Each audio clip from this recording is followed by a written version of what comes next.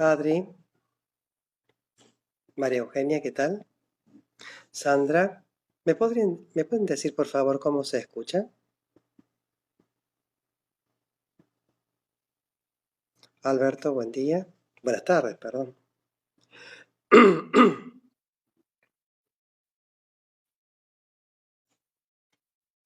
Juan Carlos. Gracias, Leonor, muy amable. Bien, les recuerdo que el lunes comenzamos con el taller de compasión y autocompasión. Em, Así que como aviso parroquial, em, gracias. Como aviso parroquial está. Bien.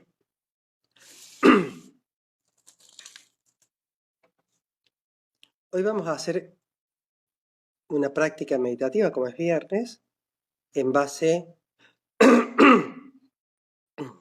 a lo que es el budismo zen, en particular, que es donde yo me formé. Y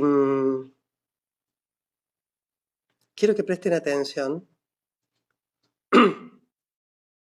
Cuando ustedes estén meditando, yo voy a trabajar con lo que se llama Satipatthana Sutra.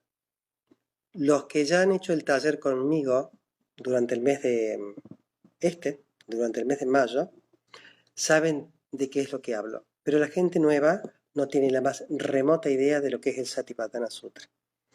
Los sutras en el budismo son enseñanzas. Después vamos a leer otra que está allí, que es la continuación de lo que venimos trabajando, que se llama Versos sobre la mente fe de Senzan, que es un tercer patriarca. Y el contexto donde se desarrollan los sutras, tienen, no tienen que ver con el contexto religioso ortodoxo que nosotros conocemos como un rezo a una divinidad o el rezo a una figura no real.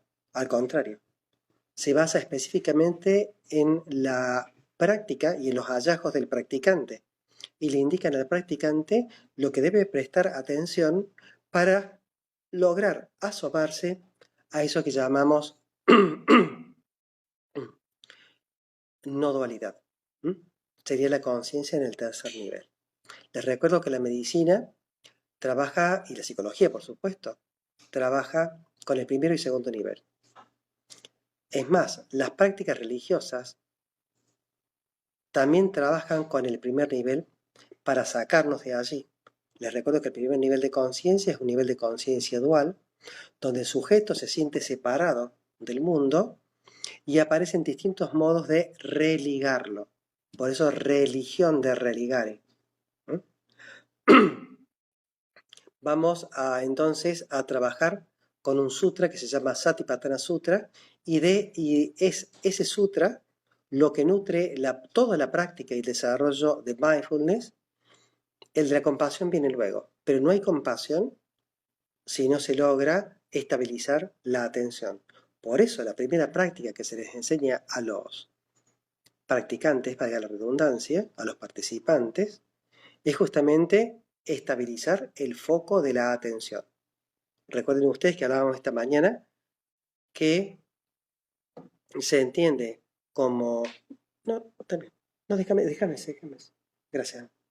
Acá mi señora me está, me está haciendo de apuntadora. Gracias. Entonces les decía que en base a este sutra es que se desarrolla toda la filosofía de práctica en la atención del budismo, que después toman las neurociencias y la medicina. Una persona me preguntó, seguramente una psicóloga, el marco teórico de esto. Y el marco teórico de esto tiene que ver con la psicología budista, tiene que ver con las neurociencias y tiene que ver con mindfulness y con psiquiatría. Ese es el marco teórico. No lo va a encontrar en ningún lado.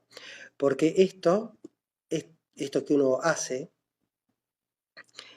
es desde la experiencia fundamentalmente clínica y desde el síntoma del paciente. Hay muchas cosas que todavía no están escritas, así bueno, si a alguno le interesa profundizar, las corrientes y los marcos teóricos son la psicología budista, la compasión, si les interesa, se llaman Christine Neff, una de las autoras, es la autora más leída sobre compasión en el mundo, junto con el pensum de psicología budista tibetana, las budistas Zen, más el pensum médico, psiquiatría y psicoterapia cognitiva conductual. Todo eso es el marco teórico. Y uno lo brinda desde la experiencia clínica de 32 años de médico y 12 de monje budista. Bueno, vamos entonces a la práctica. Aquí, como ustedes me habían pedido, he traído,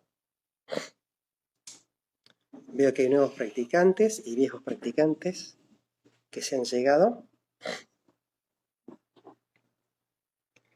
Muy bien. Vamos a cambiar la pantalla que está detrás.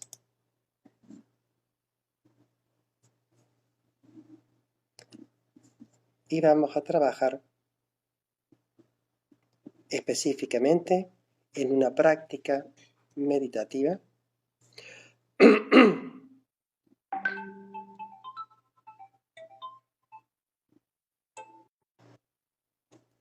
en una práctica meditativa orientada a la observación de lo que se llama Satipatthana Sutra. Les ruego por favor que cierren los párpados, avancen hacia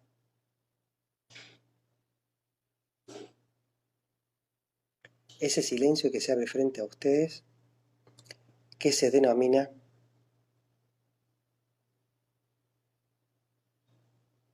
conciencia. Ese silencio que está allí, ese espacio, es el que pretendemos habitar y observar. No interferir con él, solamente observarlo. Si prestan atención, ese espacio de nada o vacío llamado conciencia está limitado muchas veces por los pensamientos racimos o los pensamientos automáticos. Lo que buscamos entonces con la práctica es avanzar hacia ese espacio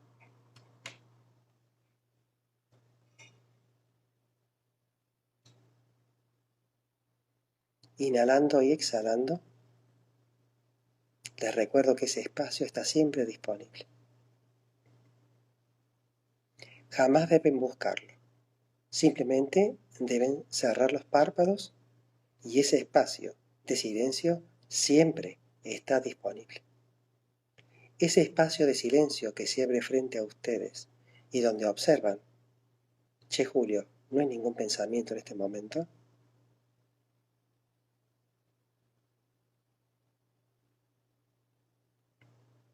Es lo más cerca que vamos a estar de la conciencia. Por lo tanto, si está tan disponible para nosotros, es una lástima no saber aprovecharlo. Entonces, lo segundo que hacemos es observar la mecánica respiratoria, pero sin intervenir. Sin intervenir.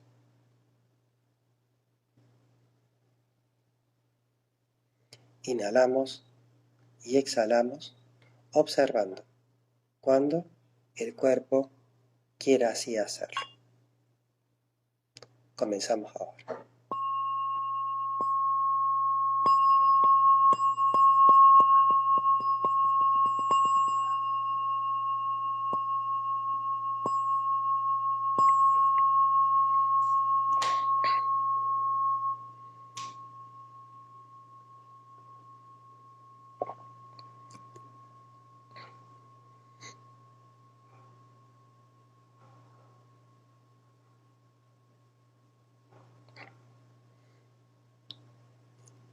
Inhalamos y exhalamos, observando cuando nuestro cuerpo quiere hacerlo. Al mismo tiempo,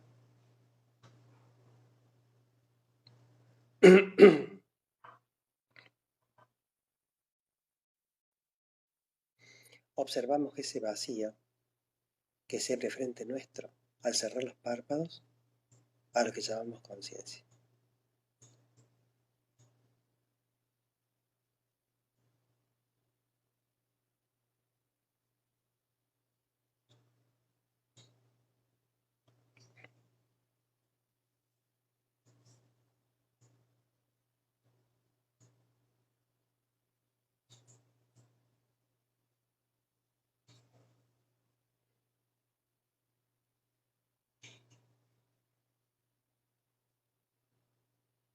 Inhalamos y exhalamos, observando cuando el cuerpo quiere hacerlo. Los párpados están cerrados y ese vacío, o nada que llaman algunos, es lo que se denomina conciencia.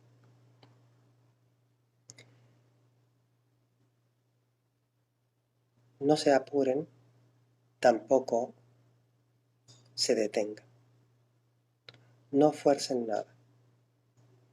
Todo es así tal cual.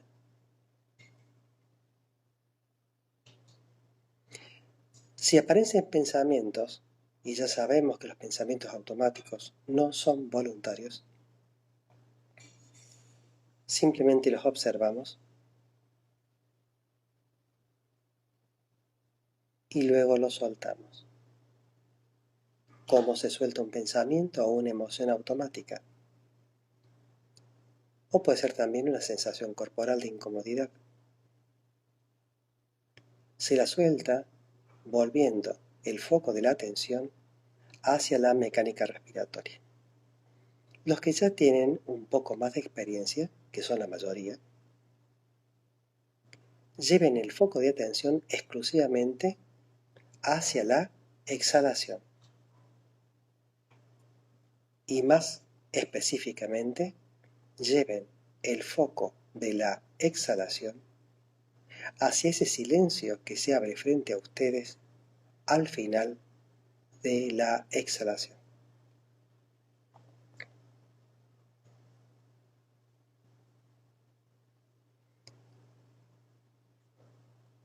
Habitar ese silencio, observar la mecánica respiratoria, mantener la postura, los antebrazos apoyados en los muslos, hombros relajados, son distintos puntos de anclajes para estabilizar el foco de la atención. Conversábamos esta mañana que el foco de la atención y sobre y dentro de este se deposita la mente. Y la mente hace, como un sentido más, una actividad independiente de nuestra voluntad. Inhalamos y exhalamos hacia y desde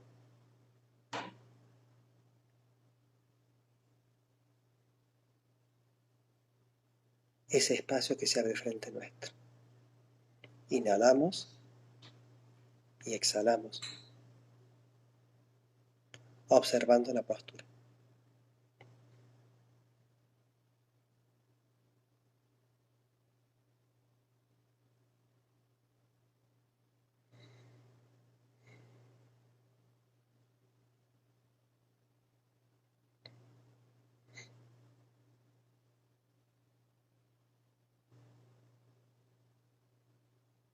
Sin prisas,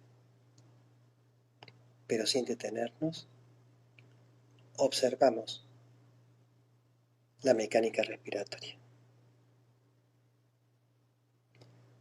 Roxana, Nicolás, Marti, Mariela, espalda recta. Clara, Adriana, Juan Andrés, Fer, Donny y Gustavo. Suelten los pensamientos. Georgie, Mariela, Merce, Andre. Vuelvan a la exhalación.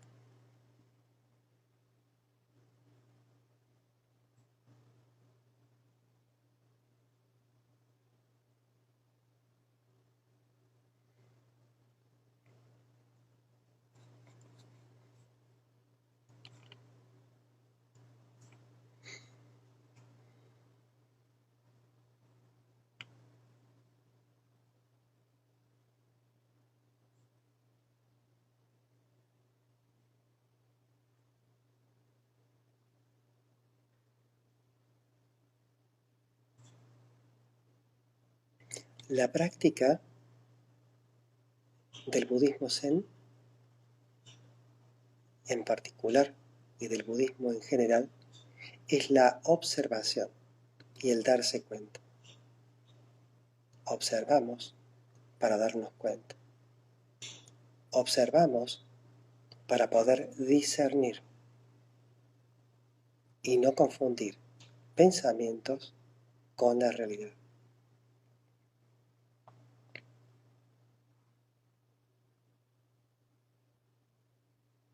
Al llevar el foco de la atención hacia el cuerpo, lo que estimulamos es el sistema bottom-up, abajo-arriba. De ese modo, el sistema top-down, arriba-abajo, se inhibe y dejamos de estar siguiendo a la mente de un lado para otro. En el budismo, esa mente que divaga se denomina mente de mono.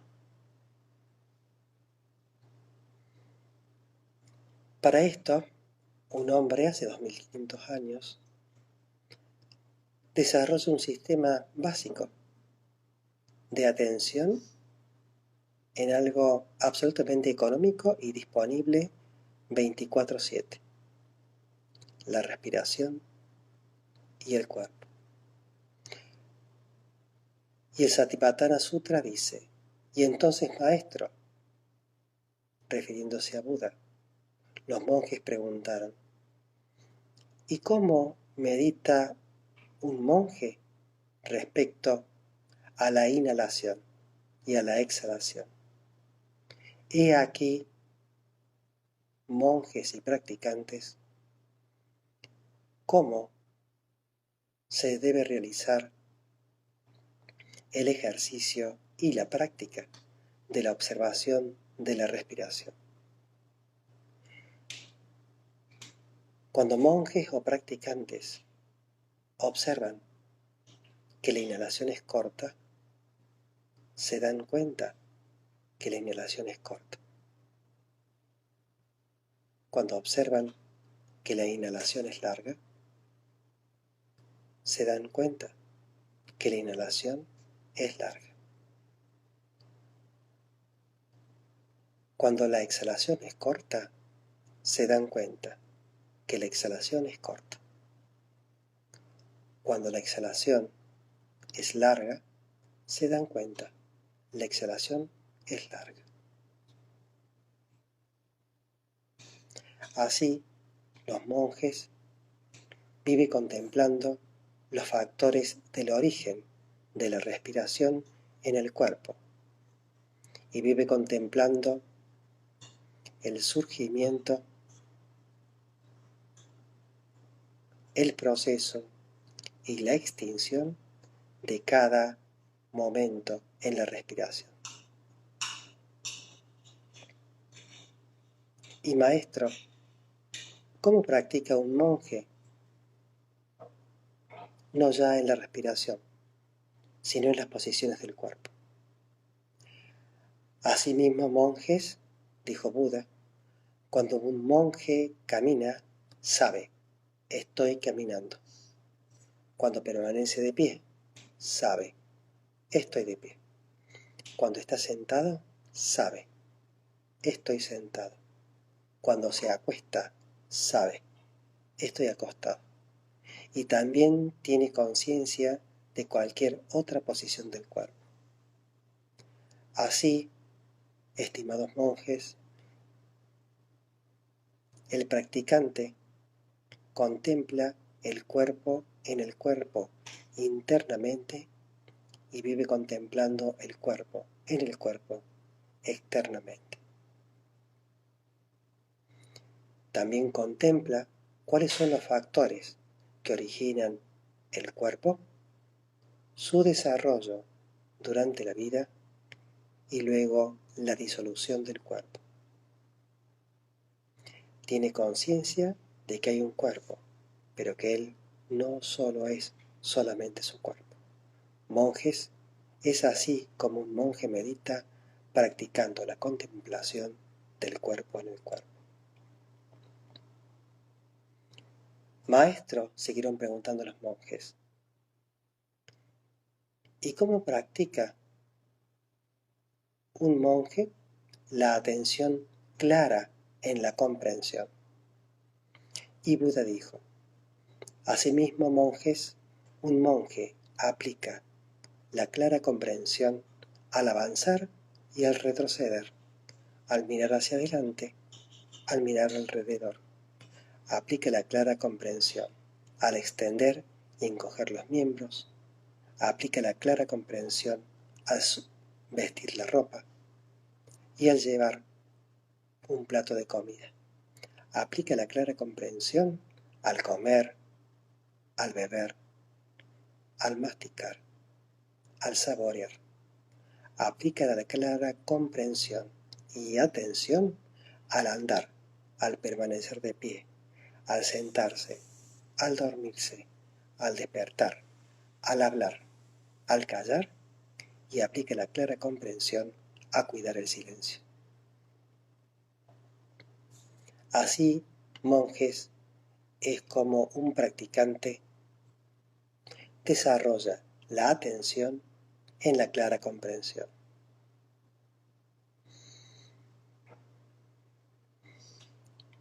Maestro, ¿cómo los monjes y practicantes deben trabajar la reflexión sobre los elementos materiales?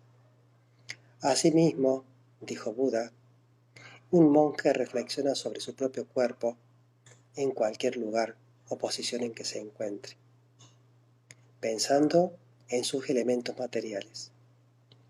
En este cuerpo, se dice, hay un elemento común a todos. No hay elemento en mi cuerpo que no esté en la naturaleza. De la naturaleza lo tomamos cuando salimos del vientre de nuestra madre. Y a la naturaleza volvemos cuando las condiciones ya no estén dadas. Así, entonces, estimados monjes, es la reflexión de los elementos materiales.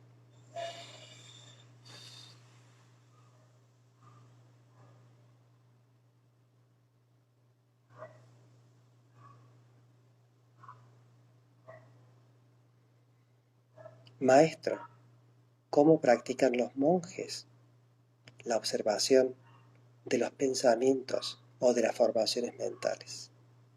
Estimados monjes, dijo Buda, así es como los monjes o practicantes deben observar los pensamientos.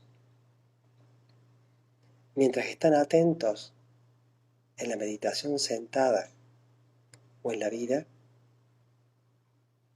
cuando surgen los pensamientos, saben, allí ha surgido un pensamiento. Observan su desarrollo y luego su cese.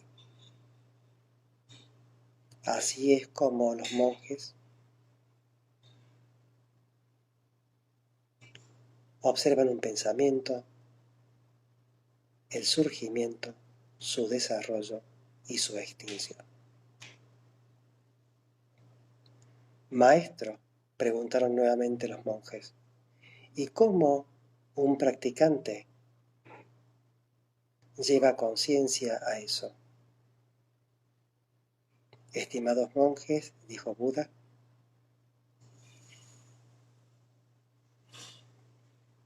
un practicante lleva conciencia a eso cuando observa los pensamientos, las emociones o las sensaciones corporales y no desarrolla pensamientos sobre eso. De ese modo, la conciencia, si bien está dispuesta siempre, surge de manera oportuna cuando hay pensamientos, cuando hay sensaciones, cuando hay emociones. Si no, reposa.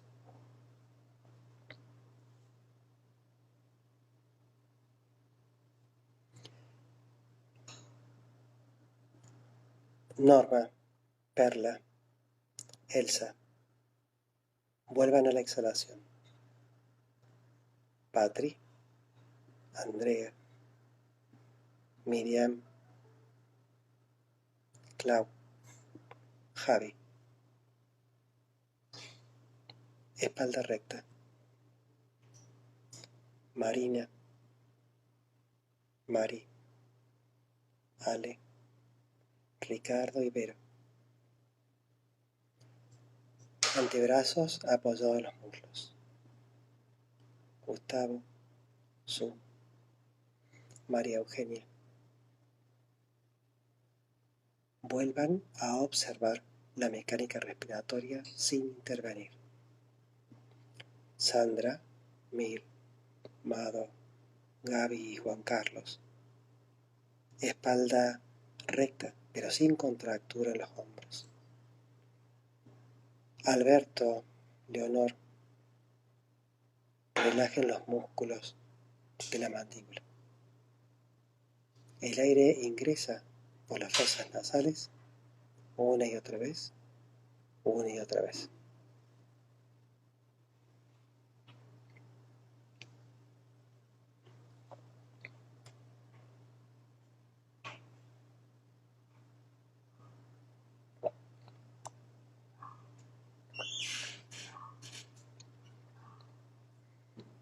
Vuelven a la exhalación. Observen cuando el ciclo respiratorio surge, se desarrolla y se extingue. Eso es lo que debe hacer el practicante.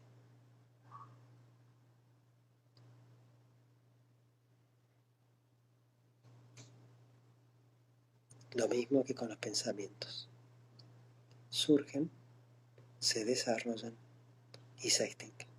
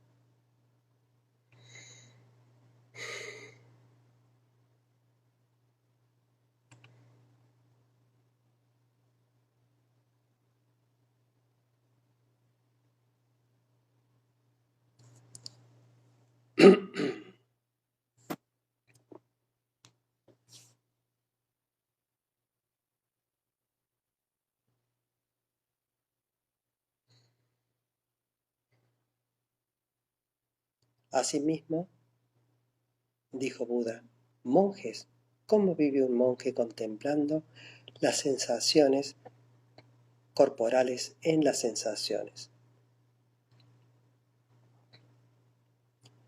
Estimados monjes, Al experimentar una sensación agradable, el monje sabe, experimenta una sensación agradable.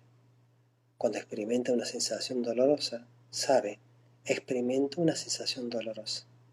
Cuando experimenta una sensación ni agradable ni dolorosa, sabe, experimento una sensación que no es ni agradable ni dolorosa. Cuando experimenta una sensación mundana, agradable, sabe, experimento una sensación mundana, agradable. Cuando experimenta una sensación mundana, dolorosa, sabe, experimento una sensación mundana, dolorosa. Cuando experimenta una sensación mundana que no es dolorosa, sabe que no lo hace. Cuando experimenta una sensación espiritual agradable, sabe que experimenta una sensación espiritual agradable. Cuando experimenta una sensación espiritual desagradable, sabe, experimenta una sensación espiritual desagradable. Las observa y las deja ir. A nada se aferra.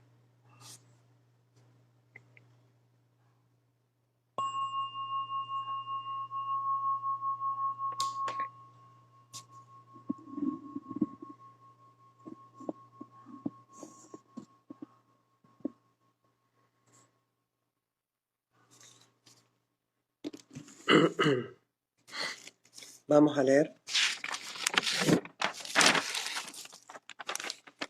el último, en la página 9 del cuadernillo que utilizamos habitualmente en la práctica. Vamos a leer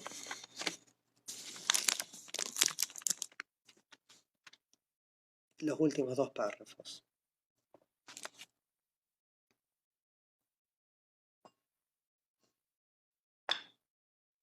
Y Sin Min, verso sobre la mente fe del tercer patriarca Sengsan. Cuando no surgen pensamientos discriminativos, la vieja mente deja de existir. Cuando los objetos del pensamiento desaparecen, el sujeto pensante desaparece. Porque cuando la mente desaparece, los objetos desaparecen. Las cosas son objeto a causa del sujeto. Comprende la relatividad de estos dos y la realidad básica, la unidad básica de vaciedad o vacuidad se realiza. En esta vaciedad los dos son indistinguibles, tanto el pensamiento como el sujeto. Y cada uno en sí mismo contiene el mundo entero. Si no discriminas entre grueso y fino, no te verás tentado a la crítica o la opinión.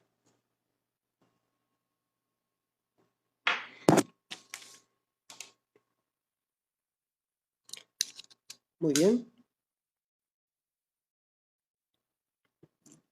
Hemos leído parte del Satipatthana Sutra,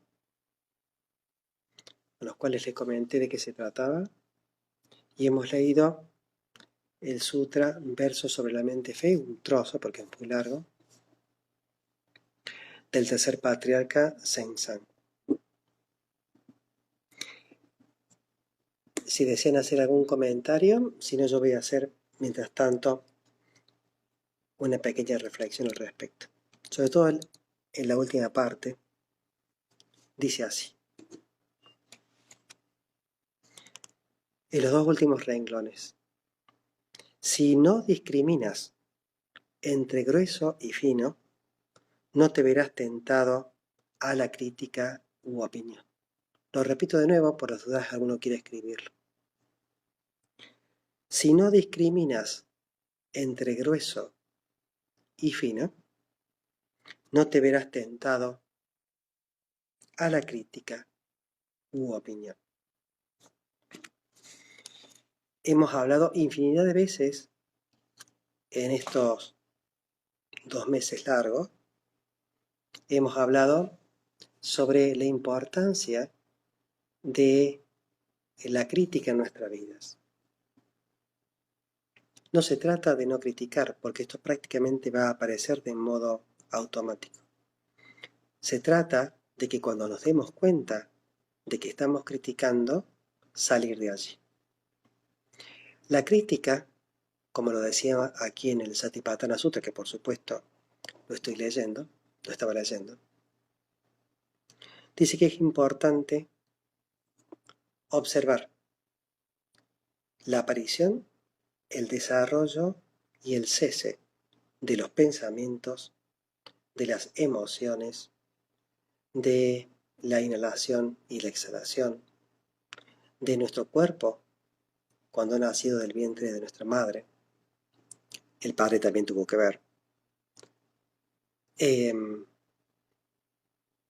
Entonces, cuando aparezca o sintamos nosotros que ha aparecido la crítica, observemos cómo ha surgido, observemos su desarrollo, observemos su extinción sin abrir la boca.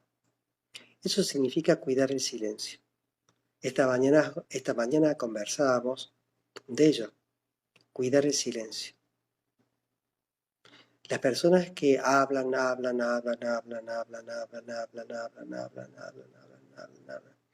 y están esperando que alguien les escuche,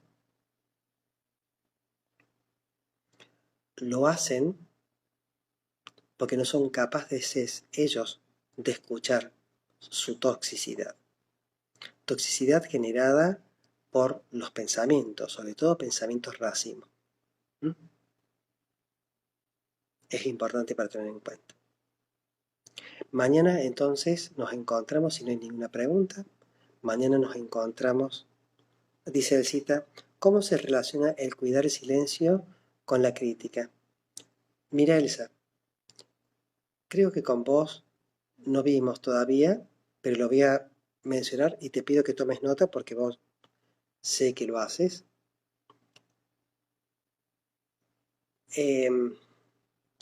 La crítica significa resistencia.